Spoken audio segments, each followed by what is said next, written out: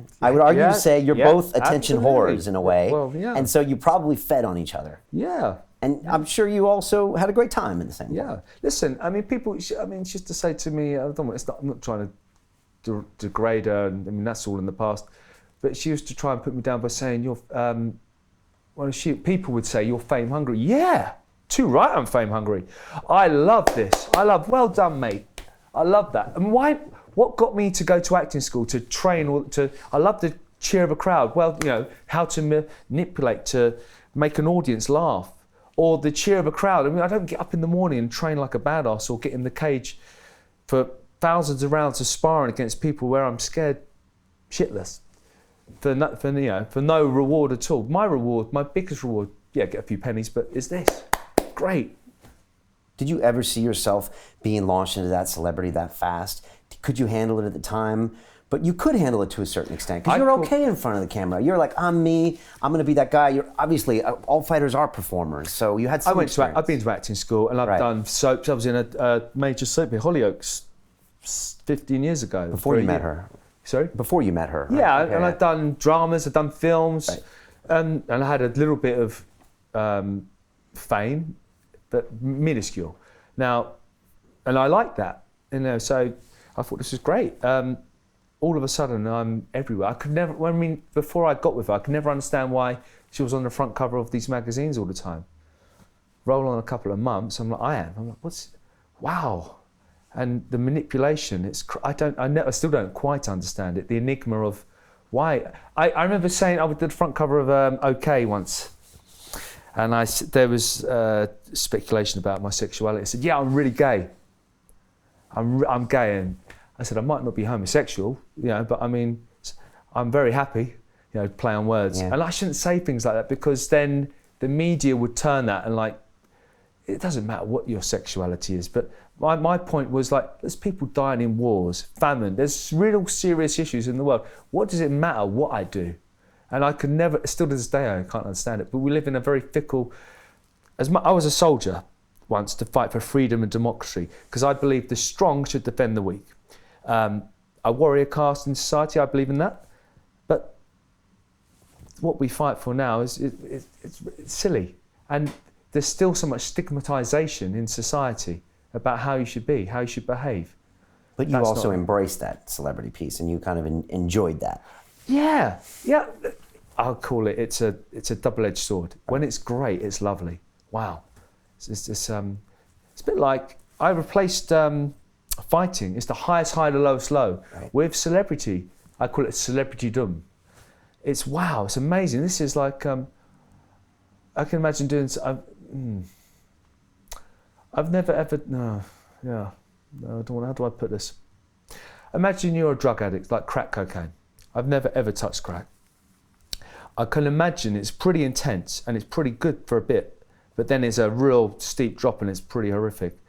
That's how I saw fame. And same with Katie Price. I mean, it was at one point, I was actually, my popularity was getting more than her.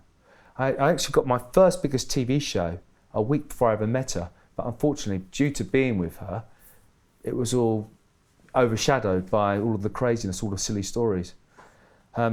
And as my popularity started to rise while I was with her, I just didn't like it, and so I had to go. There's interview footage of you at the UFC and Ariel Helwani's interviewing you, and she seems like she's trying to jump into the camera. Yeah. You guys seem to have a little competitive streak. That works for some couples. Some couples that works for. Didn't work. Yeah. We did Alan Carr, and she would always make fun of me. I'm not trying to slate her because we were just being jovial, and I would make fun back. She didn't like it, and so I'm like, oh. So after that, we never worked together again. And then, so I split up with Kate. We split up, and then... That was a year you were married. Yeah. Was that ever going to last, or was it always going to be so intense and so crazy that it would have been really hard? My dad's not here now. He just passed away, unfortunately. But my mum and dad, well, he is here. Thanks, Dad. My mum and dad have been married for more than 55 years. I'm the youngest of 6. Family unit is my default set mechanism. I love that, and that's what I crave. I've got lots of nieces and nephews, lots of kids around. So for me, I was very upset. I truly did love her, and I've had to ask myself that question many times. you know, why she was so horrible to you. I see interviews now. I'm like, what, you fool, Alex Reid? Why are you putting up with that shit? But I really did love her. I loved her. Was it the lifestyle? Was it the money? Well, there wasn't much money. I lost more money than I made money. Was it the obviously that was appealing. I loved the fame. That was appealing to my ego, being the centre of attention. But no, I remember saying to her, I wish you weren't famous. I wish you didn't have any money. Then we could actually just be normal. And there's part of me that craves the limelight, the glory, the adulation, and part of me wants to conform and shy away. And I think a lot of artistic people are like that. Yeah, no, definitely. All right, we'll finish up with that. I still don't understand why the world is fascinated with Katie Price. I just don't get it. I never got it. No. I still don't get it. I just went into a garage yesterday, and I was at the. I've often been there, and my picture's on the front of one of these magazines, and I saw Kate and Pete, her other ex-husband. They're having a reunion. I was like, oh God, and I couldn't understand it, and it bothered me a little bit, only for the fact that I feel like I've been the pantomime villain in that scenario. And was I used and abused? I mean, it only lasted for like 2 seconds. So like, oh. But yeah, you were kind of a character in that trilogy, love triangle, whatever. It was played. And it's been played out, and then afterwards, and you guys still exchange words back and forth between interviews. So and not any, well, I am now.